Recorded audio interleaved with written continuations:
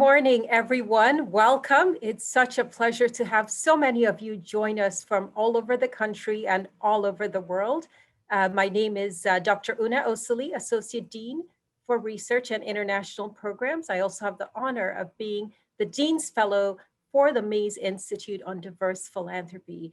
It is such a delight and an honor to welcome Dr. Wayne Frederick to our virtual Lilly Family School and Mays Institute discussion today.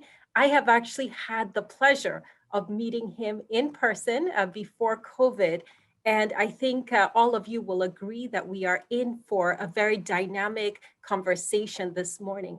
I will start by sharing a brief bio, and then we will move very quickly into the discussion, reflections on leadership and justice. So Dr. Frederick has a very long and distinguished bio, so I'm going to have to abbreviate, but he is a physician and college president. He was born in Port of Spain, Trinidad and Tobago, and graduated from high school at the age of 14, which is amazing. According to his family, Wayne Frederick decided to become a doctor when he was just 3 years old and was always confident that he would study medicine. He enrolled at Howard University in 1988 at the age of 16 and received both his bachelor's and MD at Howard University. The Board of Trustees selected him as the college president, and he has served in that position as well as the distinguished Charles R. Drew Endowed Chair of Surgery. He espouses the core values of Howard University, truth and service, and has added one more component, excellence in truth and service. He's excelled as a surgeon, a university administrator, a teacher, and a mentor to several generations of medical students. He's also regarded as a master teacher by his colleagues and students. He's admired around the globe for his humility, enthusiasm, and brilliance. And I also have had the experience to experience his generosity of spirit. So thank you, Dr. Frederick, for being with us today. I want to encourage all of you who've joined us virtually to send in your questions in the Q&A component of our program. We will have a chance to come back to you and get your questions and have you participate. So Dr. Frederick, over to you. Let's start at the beginning. Tell us about your childhood. What influences shaped you? It sounds like you always wanted to be a doctor, but how about the college president component? Thinking about your childhood and in Trinidad, where did your ideas of justice come from and your commitment to health and equity? I just also want to understand this focus and drive for excellence that permeates everything you do. What are the things that motivate you, especially in these challenging times that we live in? First, thanks again for having me, and I hope everybody is staying safe and healthy.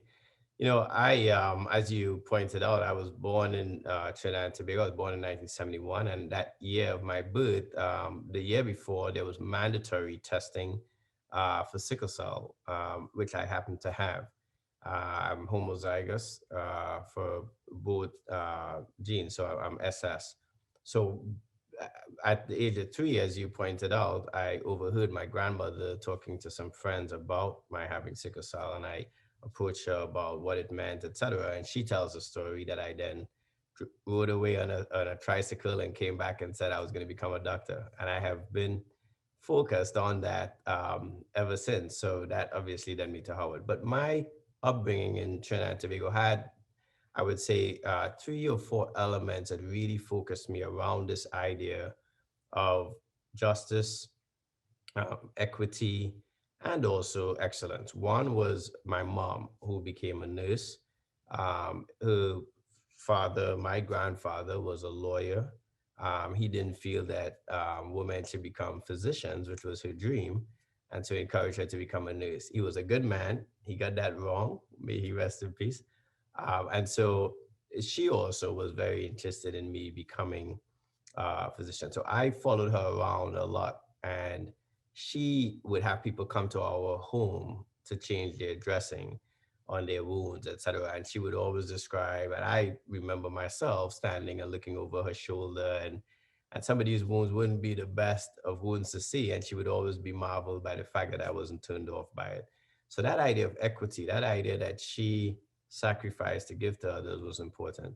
The other thing that she gave to me was that idea of how you can go beyond yourself. And so when I would get sick and be hospitalized, she would work during the day and then she would change her schedule at night. And after taking care of my two younger brothers, she would come back to the hospital and work on the ward where I was hospitalized so she could be around me. And I always admired the fact that she was always there, even when I was hospitalized. And so again, that excellence in terms of her motherhood, in terms of the humanity with which she saw my disease. My grandmother, I would say, gave me what I think is important for young people, especially, and that's confidence. Once I told her I wanted to become a physician, she never said, "Well, you have sickle cell, that's not going to happen." She always said to me, "Oh, absolutely, and you'll be the best physician possible." And so I think that you wrap those things in, and then it leads to Howard, because the first prime minister of Trinidad and Tobago was Sir Eric Williams, and he was a Howard political science professor, came here after graduating from Oxford, and always described Howard as a Black Oxford. We probably more comfortable describing Oxford as the white Howard, but nevertheless, the point was that he saw excellence here, and what he did in terms of free education, free public health, etc. in Trinidad really underscored equity for me. I got a great education there that prepared me for life, and I always remember the fact that that was in a free public school system. That's amazing. I love the story of your grandmother, especially just giving you that confidence and letting you know that anything was possible. So let's talk about Howard University. I think that one of the things that struck me as well is that Howard University is one of the nation's oldest and largest historically Black universities, or HBCUs. And we often think of history as the past, but we're making history today. And we've just had sworn in Vice President Kamala Harris, who is the first African American, first Asian American, and first female vice president. So we certainly have to thank Howard for bringing this sort of high caliber leadership to our country at this very time when we need strong and effective leaders. So share with us what you think Howard is doing, both currently but also in the past, in terms of strategies to bridge opportunity, to bring the caliber of leadership that we need around this country, around the world, but also especially for Black and Brown communities. Well, I think you framed it well. Our history oftentimes can, be the predicate on which our future is built. It doesn't have to be totally determinant, but it also often has important clues and elements for where we're heading. Howard University's charter was signed on March 2nd, 1867.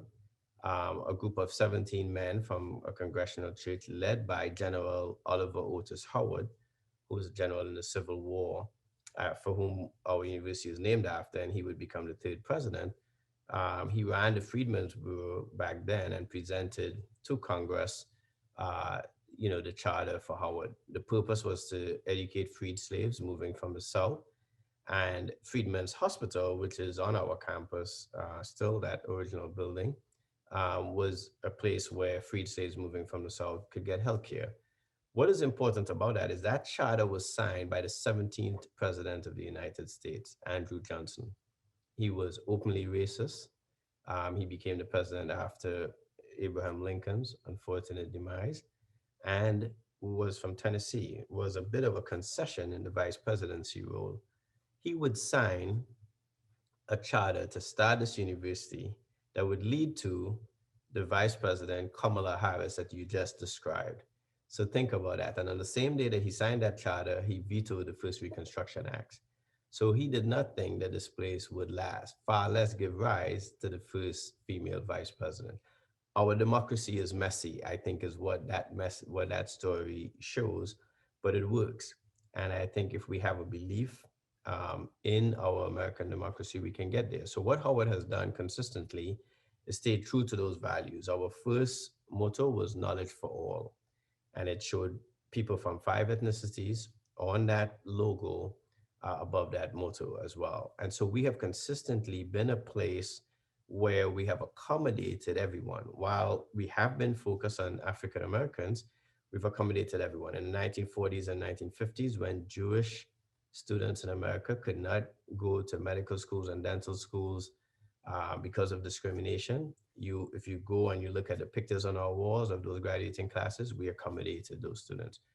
The first African American president was Andrew Johnson, who came in 1926. He really converted this into an elite academic center. He convinced the board that he needed to have Black deans, and he went out across the country and found the best Black deans for every one of the schools that existed. And then he worked on getting every school fully accredited. And so he really changed who we were. And then you come into the civil rights movement and you look back at things like Board versus the Bound of Education. Howard was at the forefront of that. You look at the first African American Supreme Court justice, you have a Thurgood Marshall.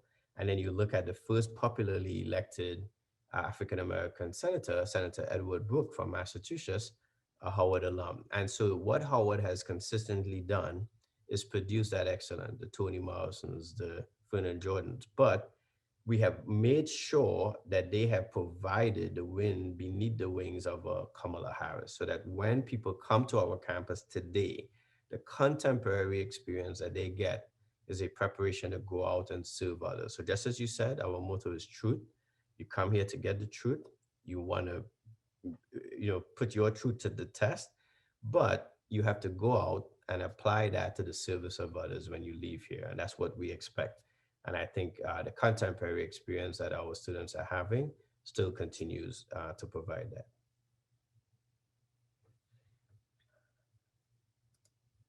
Wonderful. I should also say that I was so excited to see Howard University so prominently featured during the inauguration and the activities that surrounded that.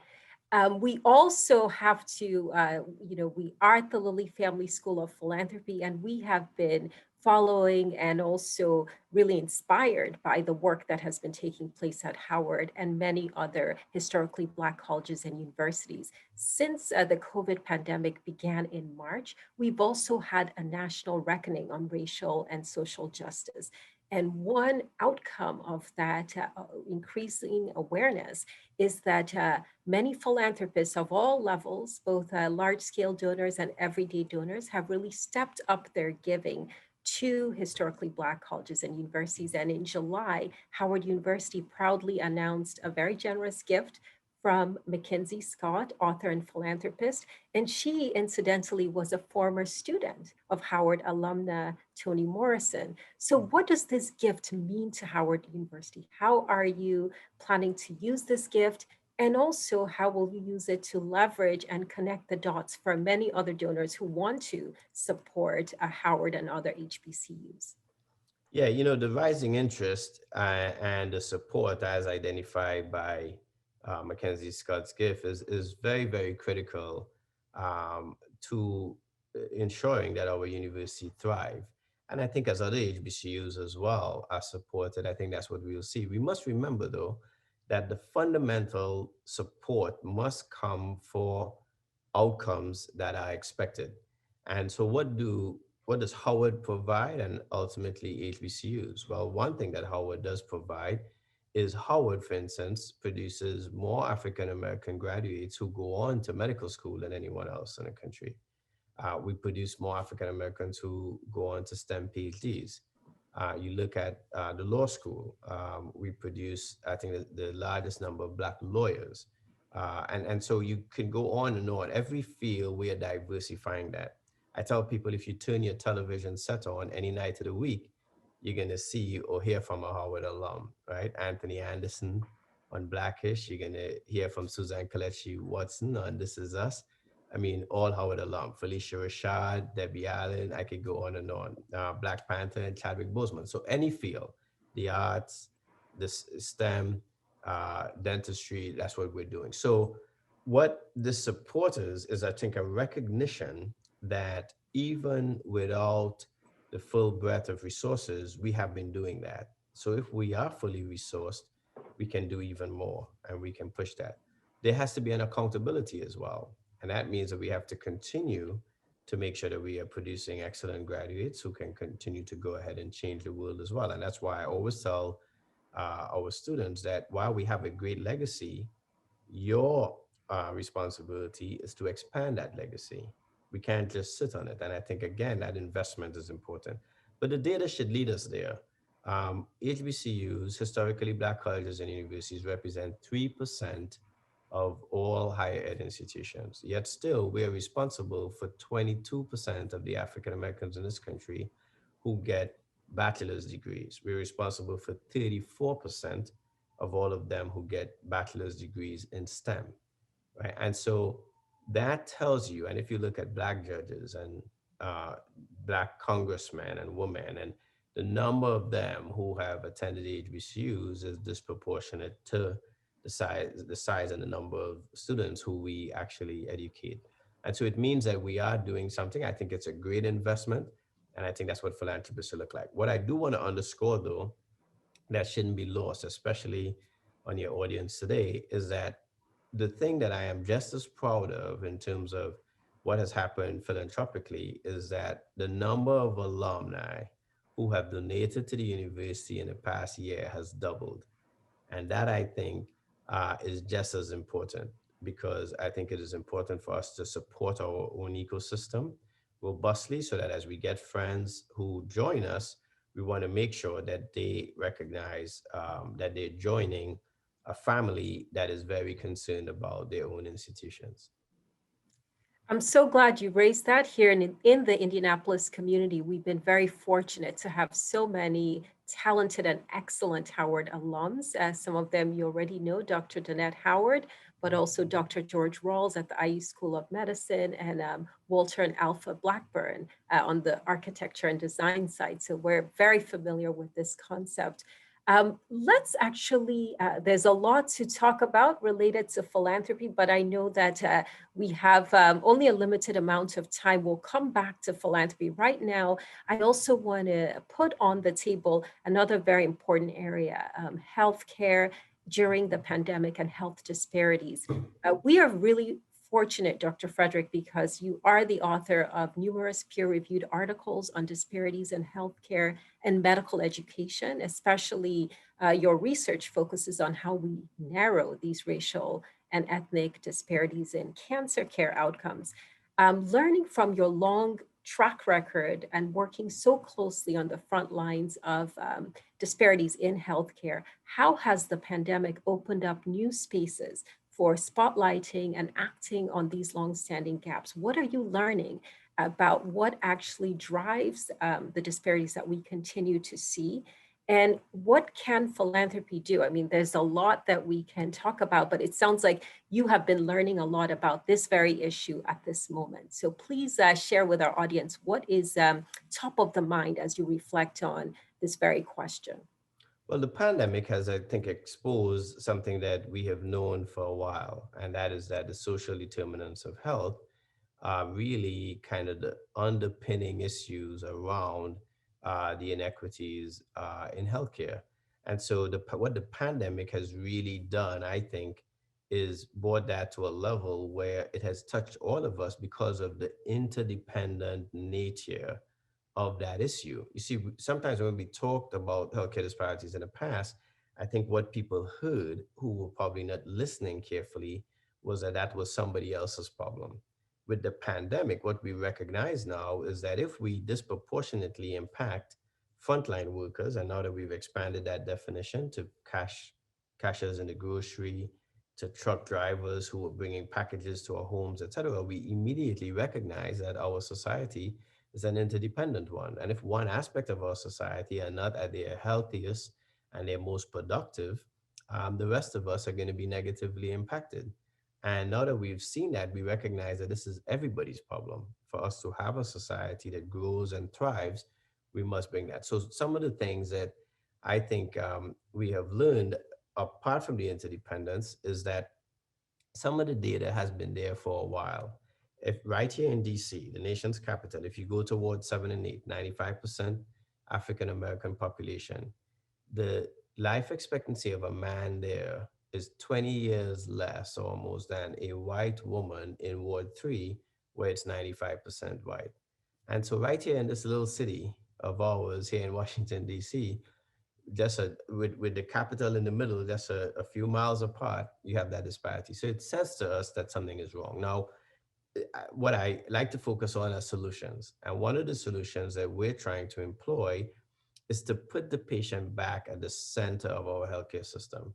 My mentor, Dr. LaFall, who incidentally, I believe was a schoolmate of Dr. Rawls, is and was very determined on this particular issue, and that is that the object of our affection and the obsession of our affection should be the patient. If we do that, and we recognize that all the places where you could connect in the healthcare system are opportunities for primary care engagement, we would have a different system. So just imagine if you went to the dentist and they checked your blood pressure every time as almost a screening that primary care physicians do, or when you went to the pharmacist, that one of the things that you could do when you went to the pharmacy to pick something up. And think about it. We don't all go to the pharmacy to pick up meds, but we go to the pharmacy for a variety of things. And there's a pharmacist in there all the time.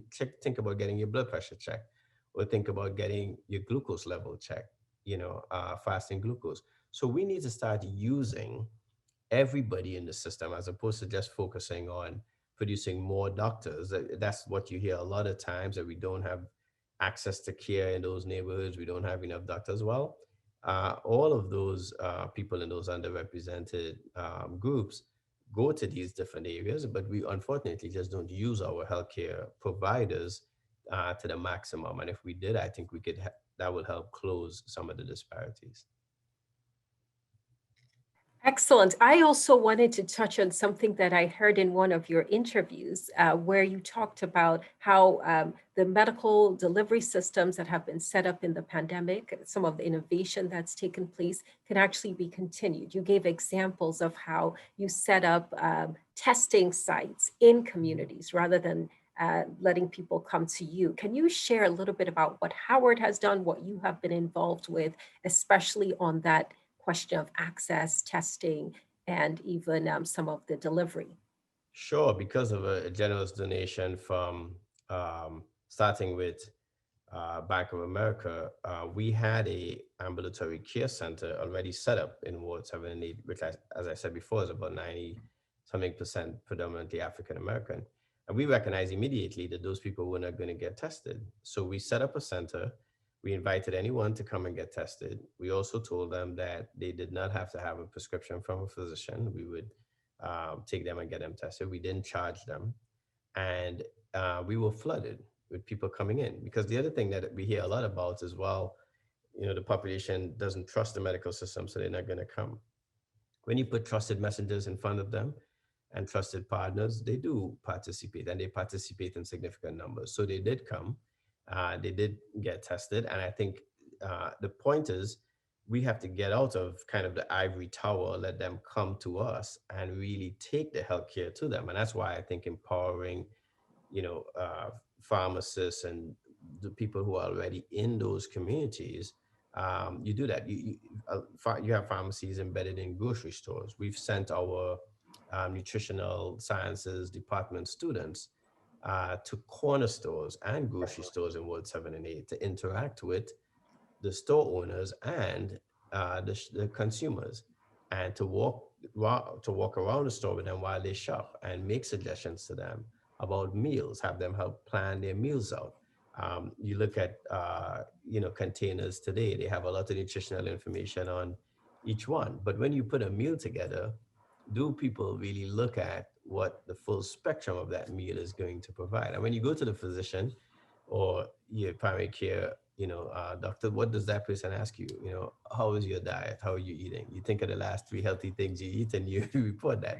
But we have a system where we're trying to send that information to the primary care physician in a proactive and contemporary fashion. And I think that gives physicians a better set of information and patients a better way to manage their health. So I think that there are different modes of providing the care and the engagement that I think the pandemic has forced us to be thoughtful about. And just like with our vaccine program, one of the things that we're doing is trying to take a mobile van into the community And I think the more that we see how those things work, I think the more it will disrupt our system appropriately and help us again provide better care. That is an excellent point on the vaccine delivery. We've seen initial data that suggests that health disparities are widening in terms of access to the vaccine and who's actually getting it.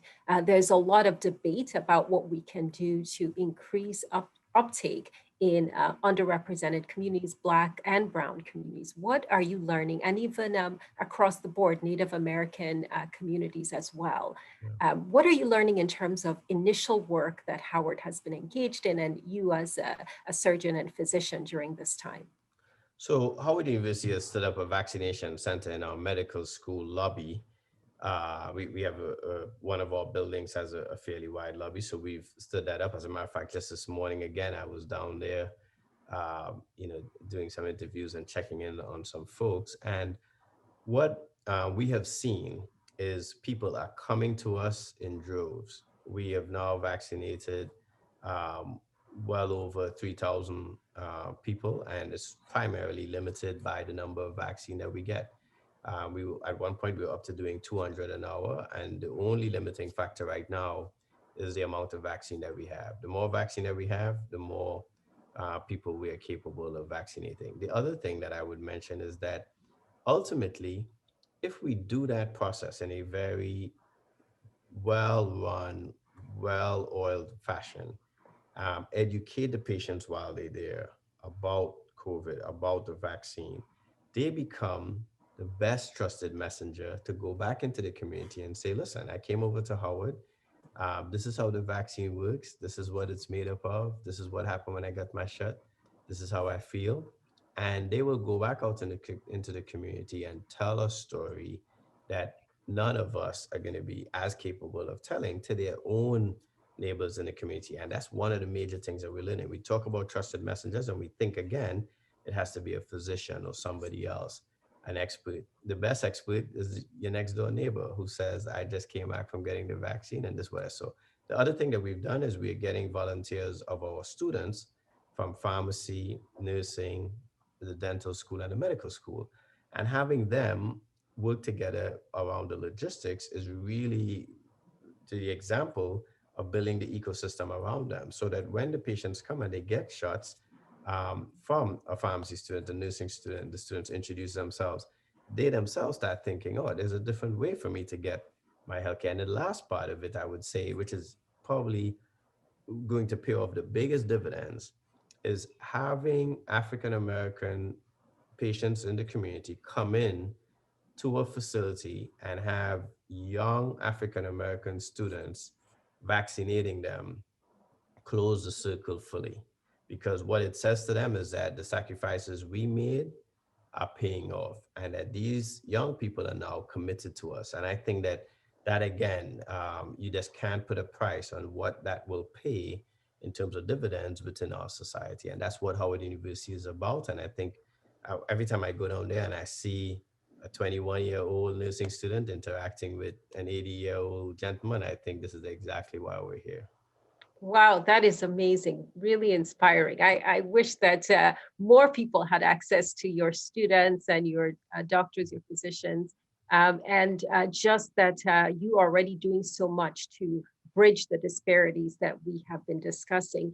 And I think that in addition to the disparities in healthcare, we are having this broader debate about much needed structural and societal change. In addition to the COVID pandemic, we've also had one of the largest racial and social justice movements of our lifetime, sparked by the tragic killing of George Floyd, Ahmaud Arbery, Breonna Taylor, and many others. These crises combined have caused unimaginable shifts in just our approach to our daily routines and have made, as you've noted, apparent centuries of racial injustice. I'm reminded in this moment of Dr. King's very famous, the arc of the moral universe is long, but it bends towards justice. What do you think all of us can do? Certainly, what are you seeing Howard students do in this particular time to demand positive change? What are you seeing students on campus get involved in terms of raising their voice and calling for long needed change across many sectors of society? So I would say the first thing um, has to be introspection. Because oftentimes when we talk about these issues, we talk about them. In other words, we think there's somebody else committing these acts and not us. And I think that that's often a potential error. And by that, I will give you a very simple example that I think everybody can relate to. Howard University's DNA is social justice. There's no doubt about that. We participated in getting Brown versus the Board of Education passed. I spoke about Thurgood Marshall, and I could go on and on in terms of the activists that participated in SNCC and so on. However, we sent an alumna to the White House before we sent a woman to this office I'm occupying. So even Howard needs to do introspection. When I started, we had one woman dean, and I was intentional about that. Out of 13 schools and colleges, we now have 9. So those are the types of things that I think are just as important for us to keep our focus on where we must be impacting and effecting change and making sure we ultimately bring that change to fruition. So we have to start with us. And so I've been encouraging my community, our students, to look at what we do, right? Are we welcoming to the LGBTQ community? Are we welcoming to others who are not African American? And how do we engage them? How do we get them, um, you know, fully vested in what we're doing? So I think the first thing that has to happen is we have to look at us. The second thing that must happen is that we have to make sure that the caravan, so the arc that Martin Luther King referred to, I like to refer to it as a caravan to social justice. And every now and then the caravan swells, right? You have a moment like we did last summer, and you have a reckoning, and that caravan swells. Lots of people join. And I think what we have to do when those people join is we have to make sure that they fill up the tank, that they change the wheels, they give us, new engines so that the work that we have to do is sustainable. But when they leave, and they will leave, because there's a lot to be distracted about in our society, we have to make sure that those that stay committed create an ecosystem that continues to propel us forward. And I think in the past, when the caravan has become swollen, and then people left, we did not keep the infrastructure. We did not build the infrastructure for the continuing journey. And that's what I am trying to encourage my community and our students to do in this period of time, to be continuing to build on it, but to make sure that we ourselves are taking care of these things at home as well. I just learned something new, the caravan of social justice, and all we all have a role to play. I think that's something that will resonate with our audience today. One of the things that I think we cannot leave this discussion without bringing up is that you started your day with rounds. You are still a practicing surgeon. You are also, I learned from reading about you, also a philanthropist. You work with a group of friends where you bring resources together to mentor students, to support underserved students and others in need. How do you do it all? So tell us about all the different roles some of your tips, especially now during the pandemic, to both meet the needs of your patients, your medical students, and work serving the university and the larger community.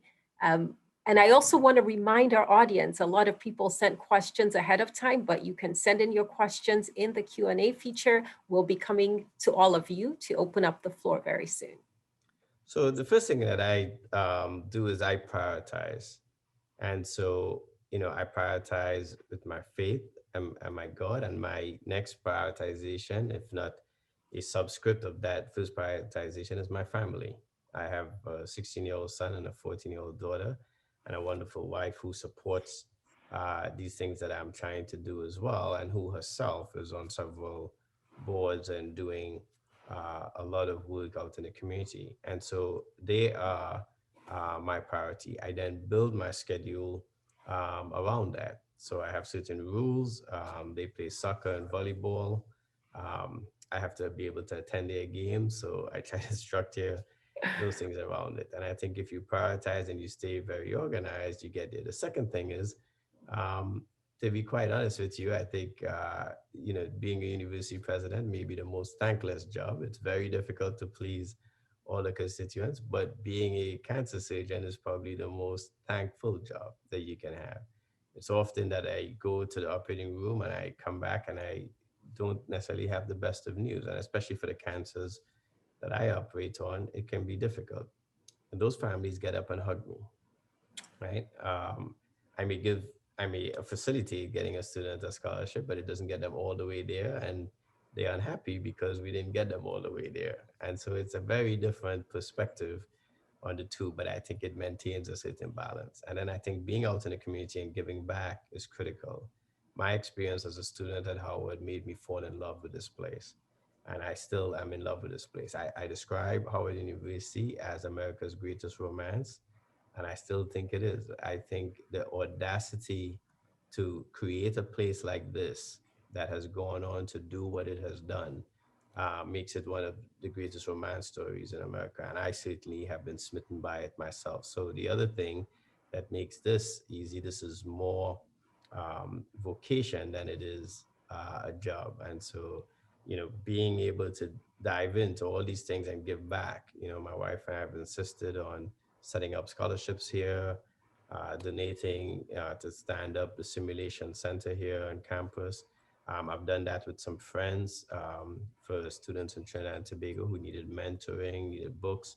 And those are things that we're going to continue to be involved in because what people did for me to make my way easy is something that I have to give back. And sometimes I think people think of philanthropy in a, it has to be, has to have 8 9 zeros behind it. The biggest philanthropy, I hope most people recognize that you need in life is the willingness to give of oneself, of one's time, of one's effort. And that is so very much appreciated by those in need that it can't be underscored enough that we're all philanthropists if we are generous in spirit. That is fantastic. And it definitely resonates with one of our core values at the Lilly Family School, that philanthropy is not just the large gifts, but it's the Mhm. gifts of all different sizes. And we emphasize the importance of time, of talent that people give, but also their testimony, their voice. And we're seeing so many young Americans, especially, speak up and use their voice, their platforms to spread the message about racial justice and equity around the U.S. and around the world. Um, there's just so much that I think we can talk about today, and I know that I'm looking at the time. We want to leave some time for everyone to jump in with questions. I also want to ask you, this has been a very challenging time for college students, for colleges and universities. But your own personal story, I think, is one that all of us can draw inspiration from. You have persevered. I think you touched on that at the beginning. You used your personal struggle as a driving force to help others. And you've also shown tremendous just dynamism as a leader. What gives you hope and optimism as our nation emerges from this crisis and we start to think about recovery and rebuilding? What is it that you are most excited about as you look to the future? Yeah, well, it starts in my house. The 16 and 14-year-old I just described, I see their altruism, and I see it in the young people who come here to Howard University. And so the hope that I have, and I'm full of it because of what I think those young people are bringing to our society. If you look at the generations we've had after the war, we talk about that generation and what they did, and you look at things like the GI Bill that occurred after that, and how the society really expanded. I think we're in for something very similar after this pandemic. I think we will have a golden generation birthed out of that. The young people and what they have experienced during this pandemic, I think will spur them on to make the society more just and more equal. I think that they will also recognize the interdependence of all of us, and therefore they will go about whatever they do in such a way that it doesn't leave anyone behind.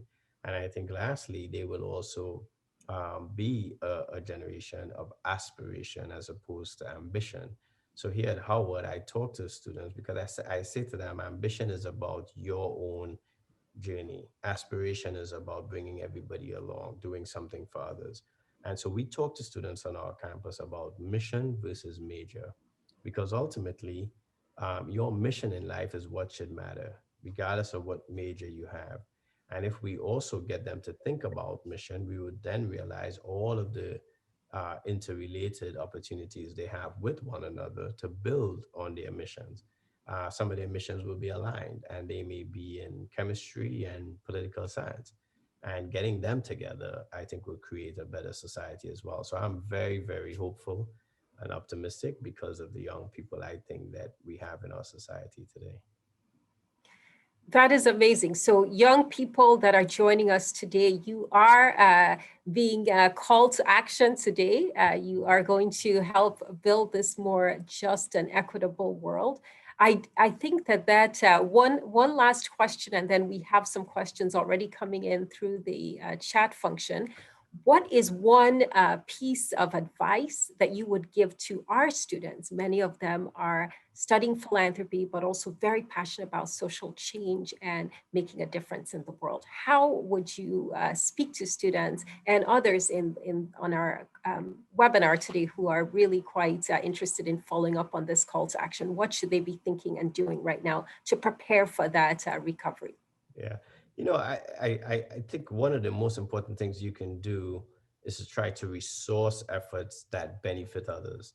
And so I see philanthropy and the people who work within that space, like yourself, as extremely important to really helping those who are in need the most, because you become a voice for their concerns. You become their advocate. And so, what I would say for young people who are very interested in advancing in those fields is to spend time with the people and with the problems that you are most concerned about, so that your advocacy can be an advocacy that comes from your heart, that you can tell the story of those who otherwise do not have a voice. And that's probably one of the most important things you can learn.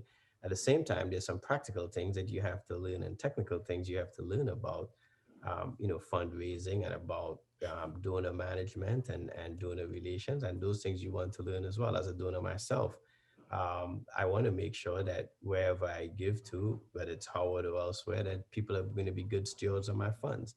And so those are important things to make sure that you're learning. And you also want to make sure that the people who receive those things as well get an opportunity to express that gratitude. And sometimes that gratitude is expressed in the outcomes of what happens in their lives. And that also is just as gratifying to the donor, which we focus on a lot, but it's very gratifying to the recipient when you're able to tell another recipient about the opportunity and how that has transformed them. Because ultimately, it's a life cycle, and you want to be able to touch all aspects of that life cycle and to understand it and to be dedicated to it ultimately. That's excellent. And I see that we already have tons of questions. I should mention, Dr. Frederick, we got a significant number of questions even before this webinar. So we have a lot of engaged audience members today. Let's start with a very specific question that came in. The use of mobile units to vaccinate communities of color. One of our audience members wants to know more about that particular operation. What does it cost? Is there a role for new funders, and how can philanthropy play a role in expanding some of that work? That was very exciting to our audience.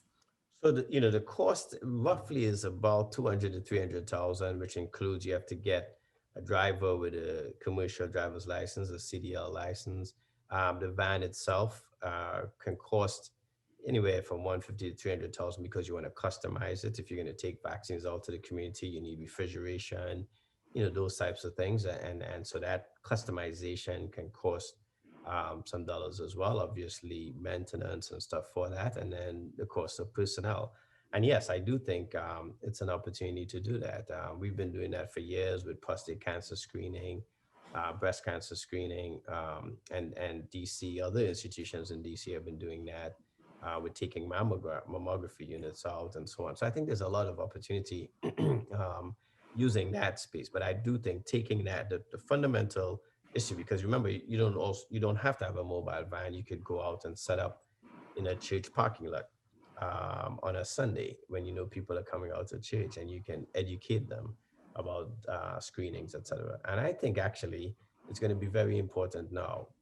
We are estimating now that cancer screenings are down 89%, because remember, we shut down all our ambulatory, activity in a lot of hospitals for months. So people were not getting mammograms, they were not getting colonoscopies. And so I think on the back end of this, we can have a very, very dire situation. And so getting out and even educating people about getting back into the system as soon as possible, and getting their screenings done is just as important. So mobile van, but you could also, set up in different places in those communities as well. Well, our audience is already, I think, inspired by your words, and your optimism is just contagious. We're all looking forward to how we can play a role here. One question that just came in is, as you look out into the field, what are the areas of health policy, healthcare, and justice that are being overlooked? One point you made in an earlier conversation was clinical trials, that's an area that we don't see as much representation of Black and Brown communities, and other ethnic minorities. Can you say what you think the gaps are? What are we missing when we have these conversations that needs to be on the table? So I would say the biggest thing that we're missing and the biggest gap we have is a lack of education. You stop the average American, not just African American, but the average American, and you ask them about Tuskegee and the Tuskegee experiment, they will not be able to articulate to you the details of what happened. And that's because we have not done a good job as a society of bringing that to a true reckoning by talking about it openly, by being very transparent and clear that this is what happened. These are the details. And now that we've explained those details, let's now explain to you what is now in place that prevents this from ever happening. What I think we're often trying to do is to simply say, listen, this can't happen again because of these rules, and we try to move forward. But where are you moving forward from? If everybody's starting from a different place of information, that move forward looks very different for many. So for people who don't understand fully what happened at Tuskegee, they see that move forward as you being dismissive of their concerns. For the people that may have some understanding, but not a full understanding, they see it as a lack of concern for what may have happened before. But if we start with let's educate everybody and be open about it, and then we go, forward from there, I think you have traction. And why do I feel strongly about that? We are administering the Pfizer vaccine at Howard as we speak. We also have the Moderna vaccine being distributed in DC. And yet still, Howard signed up to do a phase three, to participate in a phase three trial with Novavax. And we've been at it now for about 3 weeks. And we have already enrolled almost half of the patients that they wanted, because they obviously wanted a certain number of African American patients that we would have in 8 weeks. Now, their enrollment is going well, and we'll see where that ends up. But the fact that we are able to recruit patients to participate in that trial, because we're targeting them by making sure we're clear about the message, we're transparent, we're answering their questions, means that it can be done. But I think that that issue of education and re-education and transparency is one that has to be addressed, and there's a gap still there. So education has to be a priority, it sounds like, moving forward. You've touched on this, and I think our audience is really eager to plug in here. The legacy of excellence, a tradition of excellence that Howard University and you personally embody. For employers on the line today, others who are interested in hiring Howard students, recruiting them for jobs, or also for graduate programs, how would you recommend they go about partnering, collaborating to address some of the talent gaps that we see around the country? So we have a career services organization, which you can access on our website. You go to our website at howard.edu, and you go in the search area and you put in career services. You'll see that group. Now, what's interesting is a significant number of Howard students actually go to graduate and professional schools as well. And I think oftentimes there's a missed opportunity to recruit them to graduate and professional programs. So I love the fact that somebody is looking for that. And for career services as well, we interact with companies small and large because again, I try to remind people that we have a very heterogeneous student body. They come from 44, 46 states and 71 countries.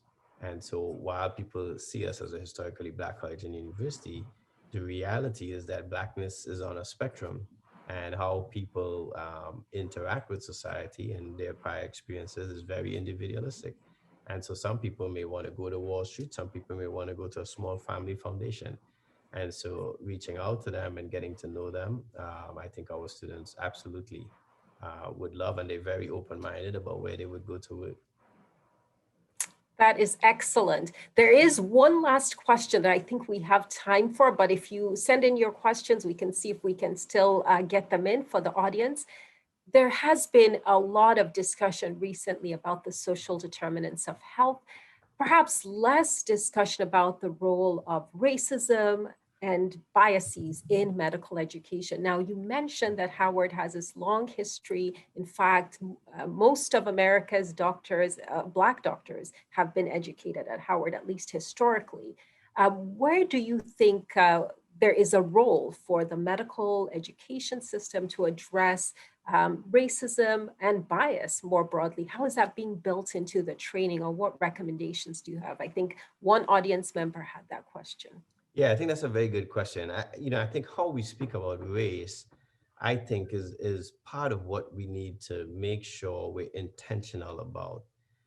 Because even the definition of race versus ethnicity is often misunderstood. And if we don't start from the same place, we often end up, in my opinion, talking past one another. And I think there's an opportunity for us to engage more fruitfully if we start from the same place. And I think medical curricula in particular must put this at the forefront of the conversation as well. So we think about what it is we're doing, and we're intentional about what it is we're doing in terms of teaching that. And I agree, it's important. This morning, as you had previously mentioned, I did make time to make rounds with about 8 students.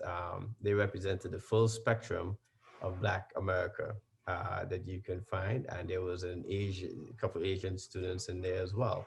And one of the things, I go around the room and I ask, where did you go to undergrad? Probably a couple of them went to Howard, rest of them, everywhere from Cornell to Texas Southern. So all of that, they're bringing different experiences. And as they bring those different experiences, we have to be thinking about how those experiences also interact, right? And so when I make rounds with them, I said to them, do you think you impact healthcare costs, as an example? And do you make decisions that may have unconscious or implicit or explicit biases in them, just because you've seen a patient, you yourself? I say to them, if I put on a hoodie, a pair of jeans, and some Timberland boots, and I was across the street from the hospital, would you drive by and say that guy is a surgeon, a father of two who lives in the same house with his kids, and he's the president of Howard, right? And I'm yet to find a medical student that says, yeah, that's what I would think. So which means our own filter has to be adjusted. But that does not happen without education. And then the last part I would say that's important, that you cannot substitute for, that we often overlook in this discussion about racism, is the essence of the human condition is interaction. It cannot be substituted.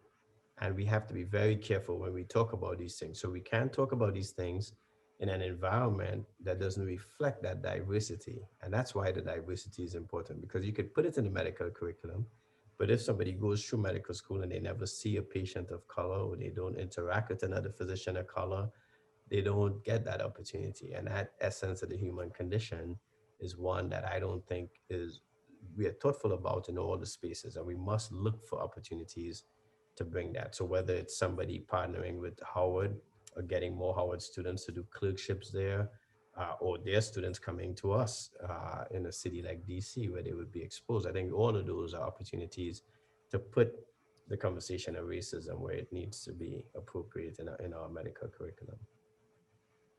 That gives us a lot to think about. I think we have time for just one more question. This is a big one, so I hope you're ready.